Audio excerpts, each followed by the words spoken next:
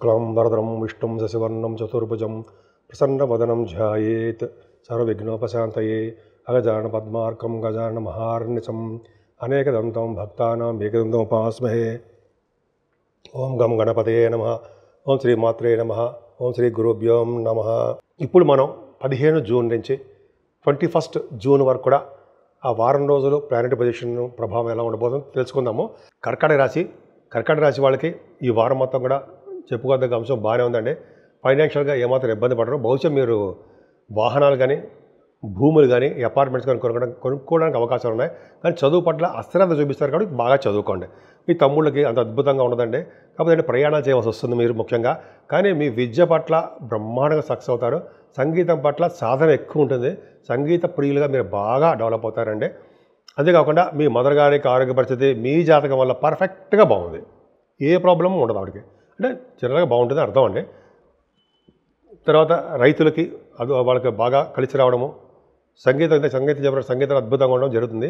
పుత్ర సంతాన యోగం కలడానికి ఎక్కువ అవకాశం లేదు. సంతాన బాధ్యత మీదే. వాళ్ళు బాగా డెవలప్ అవ్వాలి. మళ్ళీ జాగ్రత్తగా చూసుకుంటూ ఉండండి. స్టాక్ మార్కెట్లో కూడా మీకు అధికమైన లాభాలు రావడానికి అవకాశం ఉంది. సాహిత్య రంగంలో మీరు బాగా డెవలప్ అవుతారు. ఏదేమైనా శత్రు భయం కానీ, రుణ భయం కానీ, రోగాల వల్ల భయం కానీ, ఎటువంటి భయాలు లేకుండా హాయిగా ప్రశాంతమైన జీవితం మీకు గడుపుతారు. అంతేకాదండి, కర్కాటక రాశి వాళ్ళకి అష్టమ స్థానంలో చంద్ర రాహులు చాలా తప్పు అనమాట. చంద్ర రాహుల వల్ల అనారోగ్య సమస్యలు మీకు వస్తాయి. లగ్నాపతి అష్టమంలో ఉండిపోకూడదు కదా. 17, 18 తారీఖున రాహుతో కలిసి ఉండిపోయాడు. కానీ అదృష్టం ఏంటంటే అక్కడ రాహుకి చంద్రుడికి గురుదృష్టి అంటే కుజదృష్టి ఉండడం వల్ల అష్టమ భావం యొక్క చెడు ప్రభావం తగ్గింది. అని తరపుకు వచ్చే ఆదాయ వనరులు మాత్రం బాగా ఎక్కువ ఉంటాయండి. భాగ్యస్థానంలో శని ఉన్నాడు కాబట్టి భాగ్యం వృద్ధి అవుతుంటుంది. విదేశ పర్యటన జరుగుతూ ఉంటుంది. హయ్యర్ ఎడ్యుకేషన్ రీత్యా విదేశాలు వెళ్తారు. గంగా స్నానాలు చేస్తారు. అమ్మవారికి దర్శనాలు చేసుకుంటారు. శివాభిషేకాలు చేసుకుంటుంటారు. అక్కడ అద్భుతమైన ఉందండి. ముఖ్యంగా నైమిసారణ్య ప్రయాణాలు కూడా మీకు ఉండడానికి అవకాశాలు ఉన్నాయి. మీ జాతక రీత్యా కలి ప్రవేశించని ప్రదేశం ఏదైనా ఉందంటే అది నైమిసారణ్యం ఒక్కటే. అది నేను చెప్పడం కాదండి, గురువుగారులు అందరూ చెప్తుంటారు, తెలుసు. అది అద్భుతంగా ఉంటుంది. అలాగే మీరు చేస్తున్న వ్యాపార అభివృద్ధి, automobile industries, electricity, electronics, coal, వీటిని కూడా మీకు బాగా ఫార్మా రంగము బాగా సక్సెస్ అవుతారండి. ఏదేమైనా దశమంలో శుక్రుడు మంచి చేస్తాడు ఉంటాయి. అంటే మీకు మంచి వస్త్రాలు, ఆభరణాలు, మంచివాడు కాదు మీ లగ్నానికి అసలు యాక్చువల్గా. కానీ 4th హౌస్ లాడుగా దశమంలో ఉన్నాడు. 4th హౌస్ లాడు దశమంలో అంటే జనరల్గా ఫారిన్ వెళ్తుంటారు. మీకు ఫారిన్ తప్పదు. కర్కాటక రాశి వాళ్ళకి తప్పించుకుందామన్నా తప్పదు, ఫారిన్ వెళ్తారు. తర్వాత వెళ్ళండి, మీ అబ్బాయిని మీ అమ్మాయిని చూడడానికి వెళ్ళండి, తప్పే ఉంది. డెఫినెట్గా వెళ్తారు. ఒక టైం పడుతుంది. రావు కరెక్ట్ అయి ఉండాలి. సరే, అది ఏదైనా శుక్రుడు మీకు బాగున్నాడండి. మీకు వ్యాపార సంస్థలో పనిచేసే వాళ్ళకి చాలా అద్భుతం ఫలితాలు ఉంటాయి. ముఖ్యంగా ఆభరణాలు కానీ, వాహనాలు కానీ, డ్రెస్సెస్, వాహనాలు కాదండి, ఆభరణాలు, డ్రెస్సెస్, బంగారు ఆభరణాలు కొనుక్కుంటారు. లాభంలో రవి అద్భుతం. 11వ సెకండ్ హౌస్ లార్డ్ లాభంలో ఉన్నాడు. ధన సంపాదన విపరీతంగా పెరుగుతుంది. మీరు అనుకున్న దానికంటే వ్యాపార అభివృద్ధి, లేకపోతే మీ జీవితంలో జీతం పెరగడము అంటే శాలరీస్ అద్భుతమైన ప్రపంచం ఉందండి. బుధుడు 12వ హౌస్లో ఉండడం వల్ల విమర్యోగాన్ని, 9th హౌస్ లార్డ్ గురుడు మీ రాశిలో ఉండడం వల్ల అద్భుతమైన యోగాన్ని, ఫారిన్ కంట్రీస్ని, అలాగే రవితో కలిసిన బుధుడు ఉండడం వల్ల దేవతారాధన, దైవదర్శనాలు కొరకు డబ్బులు ఖర్చు పెట్టడము, ఫారిన్ కంట్రీస్ వెళ్ళడము, అక్కడ సన్మానాలు జరగడము, మీకు అభిషేకాలు, అంటే మీకంటే అభిషేకాలు కాదండి, మీరు అభిషేకాలు చేయించుకోవడము భగవంతుడికి, ఇలా మీరు బాగా ఉంటుంది. ధనం ఖర్చు పెట్టడమే కాకుండా ధనాన్ని సేవ్ చేసే బాధ్యత కూడా మీకు తెలుసు. సో కర్కాటక రాశి వాళ్ళకి అన్ని గ్రహాలు రాహుకేతుల మధ్యలో ఉండిపోయాయి కాబట్టి, కాలసర్పదోషం ఉంది కాబట్టి అమ్మవారి యొక్క పూజలు చేసుకుంటే సర్పదోషం చాలా వరకు తగ్గుతుందండి. అలాగే గణపతి ఆరాధన, సుబ్రహ్మణ్య ఆరాధన చేసుకోవడం వల్ల అన్ని రకాలుగా మీకు కలిసి వస్తుంది. నేను మీ Vadrev Adinarayanarao Sharma, ACMA and MA PhD అండి. ACMA అంటే cost accountant, qualified cost accountant అండి నేను. And same time MA astrology and వాస్తు.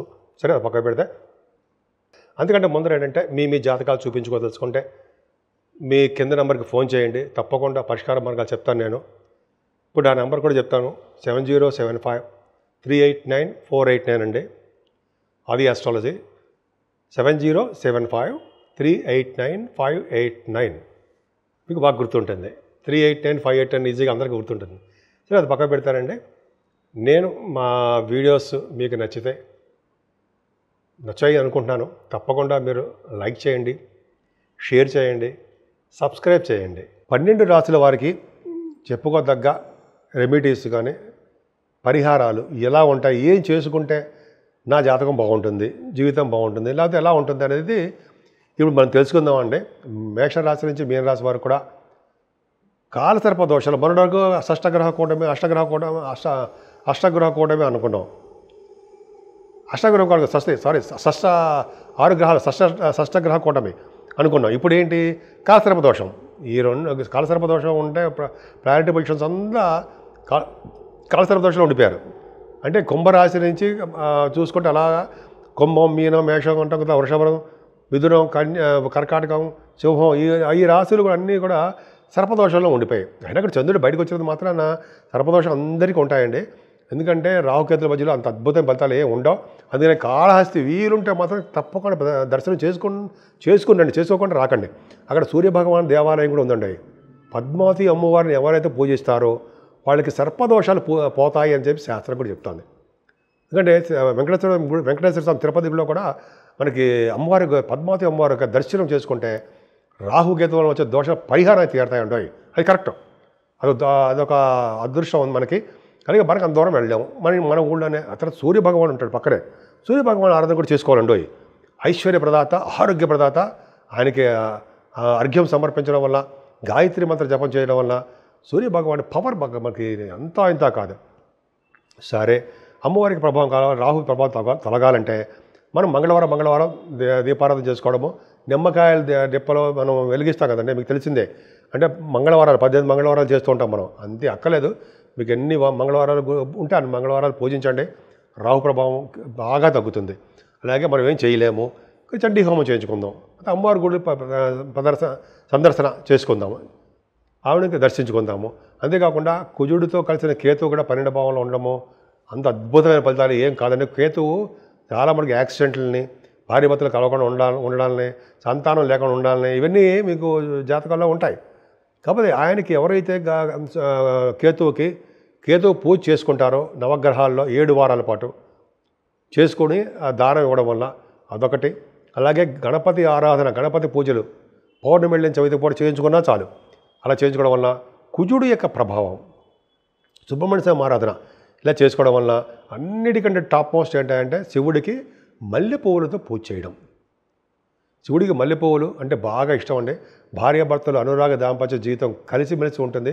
అలాగే శివుడికి మనకి తులసి దళాలతోటి మల్లెపువ్వులతోటి ఎవరు పూజ చేస్తారో వాళ్ళు విష్ణువులాగా ప్రాప్తి అంటూ నేను ఎక్కడ చదివారండి. నేను కూడా అద్భుతమైన ఫలితాలు ఉంటాయి. అలాగే కాకుండా విష్ణు ఆరాధన కూడా విష్ణుమూర్తిని పూజిస్తూ వెంకటేశ్వర స్వామి యొక్క దర్శనాలు చేసుకుంటూ ఆయనకి మనం అంటే మన దగ్గరున్న ఊళ్ళల్లోనే ఆయనకి తులసిమాలతో అభిషేకం, అదే తులసిమాల సమర్పించడం వల్ల, శ్రీకృష్ణుడిని పూజించడం వల్ల అద్భుతమైన ఫలితాలు ఉండి తీరతాయండి అన్న సందేహం లేదు.